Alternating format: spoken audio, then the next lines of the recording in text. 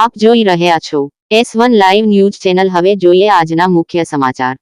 જૂનાગઢમાં પણ હવે જમ્મુ કાશ્મીર, હિમાચલ પ્રદેશ અને કેદારનાથની જેમ ભૂસ્ખલન થવા લાગેલ હોય। જૂનાગઢમાં આવેલ ગિરનાર ઉપર મોટી શિલાઓ ઘસી આવતા ગિરનાર ઉપર આવવા જવા માટેની સીડી ઉપર આ પથ્થરની શિલાઓ પડેલ હોય, ત્યારે અહીં આવતા યાત્રિકોને ચડવામાં તેમજ ઉતરવામાં કેટલી મુશ્કેલ પડી રહી છે। સદનસીબે કોઈ માનહાનિ કે જાનહાનિ થયેલ નથી, પરંતુ જૂનાગઢના યાત્રાધામ પાસે આવી શિલાઓ ખસેડવા માટે કોઈ આંતરિક સાધનો ન હોય ત્યારે શું થશે?